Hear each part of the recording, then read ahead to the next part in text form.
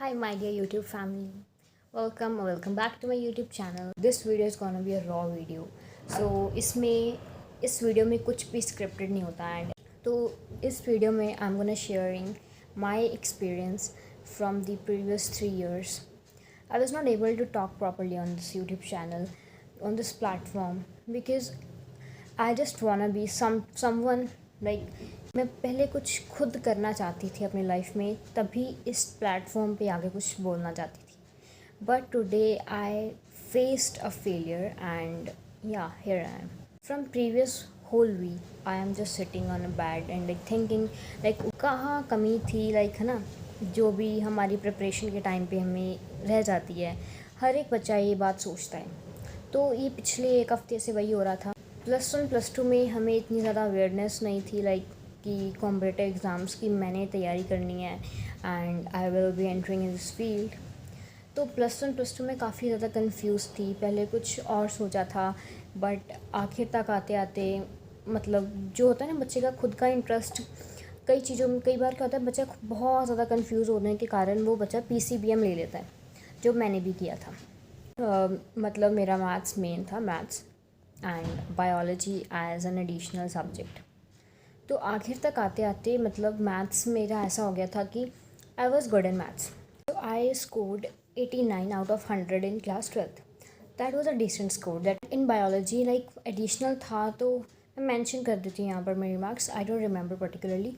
तो बायोलॉजी मैंने इतना सीरियसली नहीं पढ़ा था क्योंकि एडिशनल था, तो आई थॉट कि पास होने जितना पढ़ेंगे बस, बिकॉज वैसे बहुत ज़्यादा स्ट्रेस होता है तो इन क्लासेस में. तो आई थॉट कि मेन सब्जेक्ट्स को पहले ज़्यादा प्रायोरिटी देती हूँ क्योंकि परसेंटेज तो उन्हीं से बननी है एंड परसेंटेज कितनी ज़्यादा मैटर करते हैं, वी ऑल नो दैट.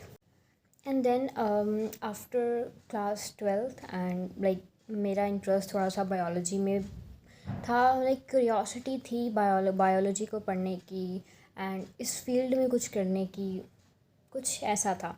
ज़्यादा इसके बारे में बात नहीं करूँगी because that will be very fictional. तो इतना फिक्शनल मैं अपनी इस ब्लॉग को रखने नहीं वाली, तो it will be very practical talk. Then after doing my 12th, जो 12th के फाइनल एग्ज़ाम्स थे उसी में मैंने डिसाइड किया कि I will be joining Aakash institute and I will be preparing for this NEET exam. Like after the end of my exams मैंने कोई ब्रेक नहीं लिया, nothing like that. And exams के ख़त्म होने के बाद आई जॉइंड, लाइक कॉल पे बात की और आई जॉइंट. उसके बाद क्या हुआ कि मेरा वहाँ जाने के बाद एक्सपीरियंस काफ़ी अच्छा था. लाइक जिस दिन हम गए बात करने, लाइक देखने के लिए इंस्टीट्यूट को, तो उस दिन आते वक्त बहुत तेज़ बारिश हुई एंड हमारी जो स्कूटी थी वो भी मतलब बीच रास्ते ख़राब हो गई क्योंकि काफ़ी ज़्यादा पानी खड़ा हो गया. Like this is the land, this is the ground and इतना पानी तो आराम से खड़ा हो गया था. एंड लाइक हमारी थी इलेक्ट्रिक स्कूटी, तो वो बीच रास्ते बंद हो गई. तो काफ़ी हम दूर थे अपने घर से. This was an incident and उस टाइम मतलब मुझे इतना ज़्यादा आके फ़ीवर हो गया, I was literally shivering and all that. तो घर आई, फ़ीवर हो गया, बाद में 3-4 दिन उठा नहीं गया फिर से. After that 4th day and I decided like ना let's do the payment and all and like I will be given some time table like something. तो the day came, we just went there and we also went Allen. वहाँ भी देखने गए but हमें आकाश थोड़ा सा better लगा, like हमारी लोकेलिटी में वही बेटर था. क्लासेस मेरी स्टार्ट हो गई इतने देर, तो मतलब मैं स्टार्टिंग से जा रही थी, कोई छुट्टी नहीं करी है ना, सारी मतलब कुछ ब्रेक नहीं लिया. 12th के बाद एकदम से ऐसे मतलब पढ़ने बैठ गई. 12th के बाद में भी मेरा नीट का मैंने एग्ज़ाम भरा था पिछले साल भी, 2024 का, एंड मैं उसकी तैयारी में लग गई. And at that time I also thought कि चलो अगर तुक्का वुक्का लग जाए इस साल भी, नॉट अ बैड आइडिया. तो बस मैं पढ़ती रहती थी कि चलो बायोलॉजी के कुछ चैप्टर्स कर लिए है ना. क्लास 12th का चैप्टर फर्स्ट मैंने किया, मतलब ऐसे इकोसिस्टम वाला चैप्टर किया, लास्ट वाला यूनिट कर लिया जो मुझे सिंपल लगता था, just with help of YouTube. Starting में मेरी फ़िज़िक्स बहुत अच्छी जा रही थी. आई यूज़ टू स्कोर 139, यस 139 थे पहले टेस्ट में मेरे मार्क्स फ़िज़िक्स में 180 में से, and that was actually good score. First test मेरा काफ़ी अच्छा गया, उसमें I scored 506 marks. Everything was like going very smoothly. मतलब स्टार्टिंग में मुझे सब्जेक्ट्स में दिक्कत आ रही थी केमिस्ट्री में, तो बाद में वो भी हमारे टीचर चेंज हो गए, ठीक है। एंड ज़ूलॉजी में थोड़ी सी दिक्कत आ रही थी, but we however like we managed it. तो जब जब धीरे धीरे टेस्ट होने लगे, तो फर्स्ट टेस्ट में मेरे मार्क्स काफ़ी अच्छे थे, सेकंड में बहुत एकदम से गिर गए एंड आई थिंक वो 390 के आसपास आ गए थे नंबर मेरे, बिकॉज़ उसमें चैप्टर्स कुछ ऐसे थे और हमारे पास टाइम कम होने के कारण टीचर्स ने भी हमें थोड़ा सा फास्ट करवाया। फ़िज़िक्स में हमें सबसे ज़्यादा दिक्कत आई एंड उस सेकंड टेस्ट के बाद आई थॉट कि हाँ, ये डिफ़िकल्ट तो होने वाली है जर्नी, बाकी चलो जैसे जैसे आई मैनेज्ड। तो अभी जिस टाइम पीरियड में मैं हूँ, अभी इस वक्त मेरे पास और तो कुछ नहीं है, बट मेरे पास कुछ एक्सपीरियंसेस हैं जो अगर मैं आप सभी के साथ शेयर करूँगी, तो आई होप कि वो प्रॉब्लम्स जो मैंने फ़ेस करी, वो जो चैलेंजेस मैंने फ़ेस करे, कुछ मिस्टेक्स थी जो मैंने करी, तो वो आप लोगों की लाइफ में वो कम हो जाए, तो ताकि आपकी जो लाइफ है थोड़ी सी ईजी हो जाए। जस्ट यही मोटिव होता है हर एक यूट्यूबर का। When I was preparing for NEET examination, तो मुझे था कि मुझे किसी स्टूडेंट के पर्सपेक्टिव से मुझे हर एक चीज़ पता चले जो मतलब मुझे पता होनी चाहिए। तो जैसे कि अभी मैंने 10th 11th 12 सब कुछ मेरे मतलब बहुत अच्छे से गई है। I also took a drop, तो वो भी एक तरीके का एक्सपीरियंस ही था। आई वॉज जस्ट सेइंग कि एक्सपीरियंसेस आएंगे आपकी लाइफ में, उसको शेयर करना है ना, उसमें से अच्छी चीज़ों को निकालना और बुरी चीज़ों को समझ के दोबारा वो मिस्टेक्स ना करना, यही सब कुछ तो होता है लाइफ में। तो बस that's why I decided to share this kind of a video with. मेरे पास कुछ ऐसे वीडियोस भी हैं जो मैं अपनी नीट की टाइम पे शूट किया करती थी, but I was not uploading them because I thought कि चलो नीट क्लियर करने के बाद I will share my journey with you. But today at this point of my life I am thinking कि तो क्या हो गया if it is a failure, but it was a part of my journey. So if I am sharing my journey on this YouTube channel, so I will also share my failure too, so that people will think कि हाँ, ये genuine channel है।